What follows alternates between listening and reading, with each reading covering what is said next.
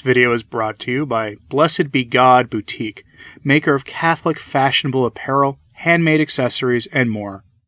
Francis likes to confuse his critics. Clearly, that's part of his political strategy for achieving his so-called reforms of the Church. We're used to his confusing rhetoric. On the one hand, his "who am I to judge" remarks will live forever in infamy. And on the other, he has said some very striking and Catholic-sounding things about moral issues that have caused his secular allies to lose some faith in him, at least temporarily, on issues ranging from what I have to call the Moloch ritual on this place, or the James Martin sin, or some others. It's usually those words coupled with contradictory actions that cause so much confusion, and today we have one such story about actions contradicting his words. Do you remember his lashing out at EWTN? He has done that pretty consistently, at least until a couple of months ago.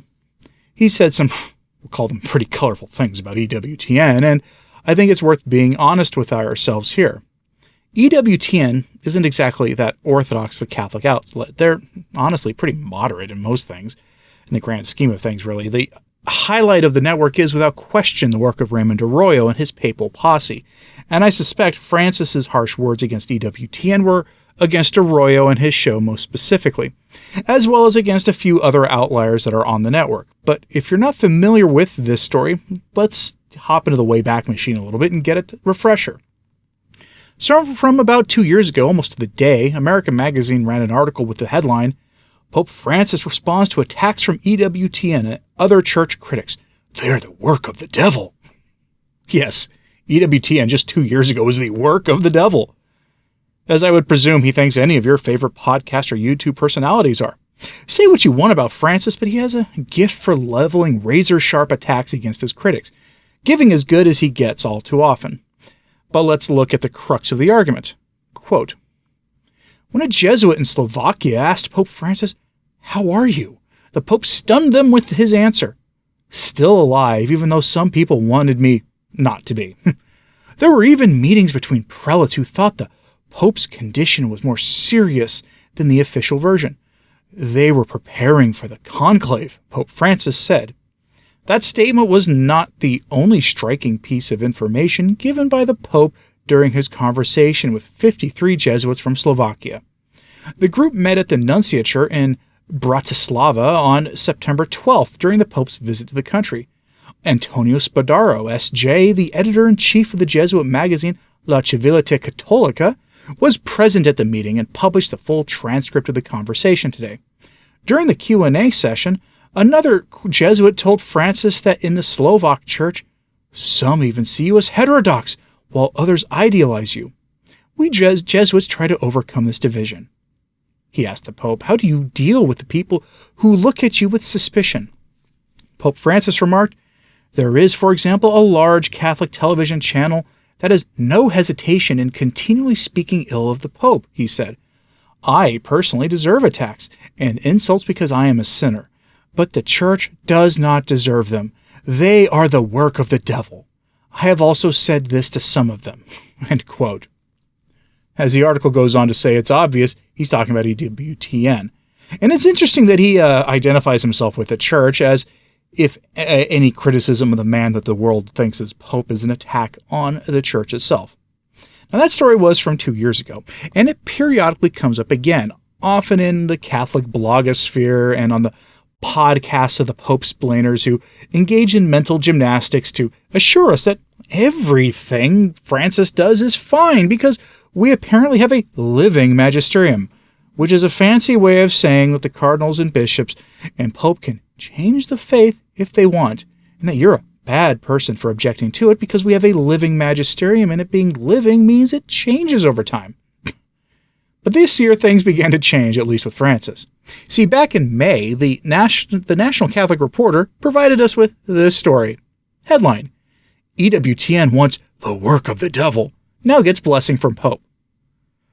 That blessing, it turns out, was not only a temporary fleeting thing, it was only about one really tiny thing. You see, the article spends all of its time basically trying to align EWTN with the American conservative establishment.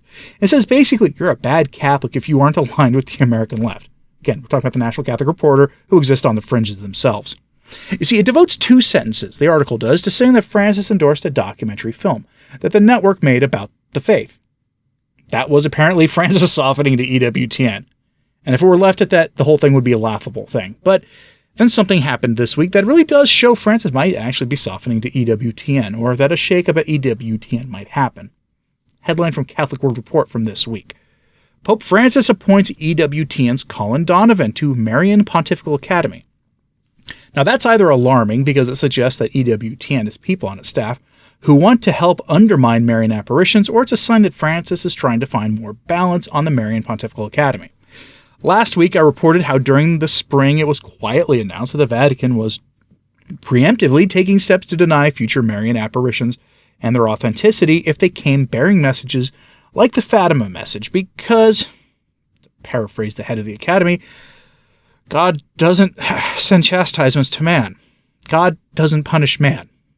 They said that, and it was one of the most incredible claims I've ever covered on this channel.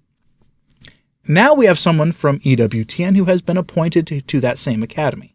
Quote, Pope Francis appointed Colin Donovan, Vice President of Theology at EWTN Global Catholic Network, to the Pontifical International Marian Academy, which is tasked with promoting theological understanding and devotion to the Mother of God, that network announced Wednesday. Donovan was presented with the Marian Academy's letter of appointment and diploma by Birmingham Bishop Stephen J. Reka during an August 9th televised Mass. The appointment honors Donovan for his contributions to the field of Mariology and his commitment to spreading devotion to Mary. In an interview with CNA on Thursday, Donovan called his appointment, quote, a great privilege, adding that it wasn't something he was expecting, but a task that he is excited to take up. EWTN is the parent company of the Catholic News Agency. Donovan said that the Academy promotes, quote, Mariological science, the division of theology that studies Mary. The Academy, founded in 1946, organizes international Marian congresses and publishes a journal of their work called Marianum. Quote, the Academy is there at the service of the Church, and specifically at the service of the Roman Pontiff, so that he can throw questions to them if he wants, Donovan said. Donovan is approaching his 27th year working at EWTN, where he serves as a theologian and on-air commentator, answering questions about Mariology. Part of Donovan's role at EWTN requires him to review materials for broadcast or print, as well as answer questions on the radio during the show, Open Live, which he has hosted for almost 20 years.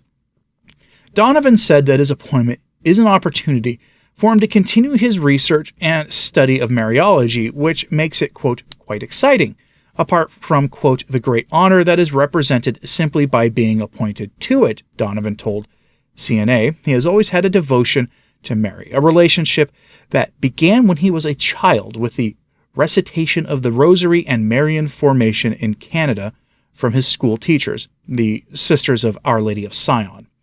His first encounter with in-depth theological study began his freshman year of college while studying biology at the Northwestern University in Evanston, Illinois, when someone asked him his thoughts on Humanae Vitae, Pope Paul VI encyclical later on barriers to being fruitful and multiplying.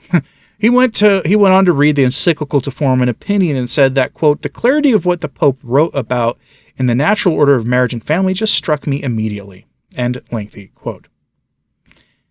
I don't know what Donovan's stance on the Fatima message is. If he thinks Francis's supposed consecrations were valid, if he thinks we got the authentic third secret in 2005, if there's more to the message than that, or what he thinks about related messages like Akita, La Salette, and other approved apparitions, which all bear basically the same message. Corruption in the church and corruption in the world, leading to a massive material and spiritual chastisement that Sister Lucia says is described in Revelation chapters 8 to 13. And if you know what he thinks about those issues, let me know in the comments, please. So far, there has been no comment on this from some in the what we'll call internet magisterium, who say that anyone who criticizes Francis does the work of the devil. That crowd leveled that accusation at EWTN for 2 years, but has curiously not chimed in on this, at least not yet. But as I said at the start of this, I suspect when Francis talks about a cable news network that does the work of the devil, he's talking about mostly Raymond Arroyo, the Papal Posse, and a few other outliers associated with the network, and not EWTN as a whole. Since at least to me, EWTN does seem pretty moderate, regardless of what the clown show over at National Catholic Reporter might have to say on the matter. But I'm curious, what do you think about all this? Do you think this is a softening of the Francis's tone on EWTN? Is the appointment of Donovan to the Marian Academy a sign that it is moderating slightly? Do you think he'll have any influence at all? Let me know in the comments, please. And like and subscribe if you haven't. It does help, so does sharing this on social media. That helps a lot as well. As always, pray for the church. I'm Anthony Stine. Ave Maria.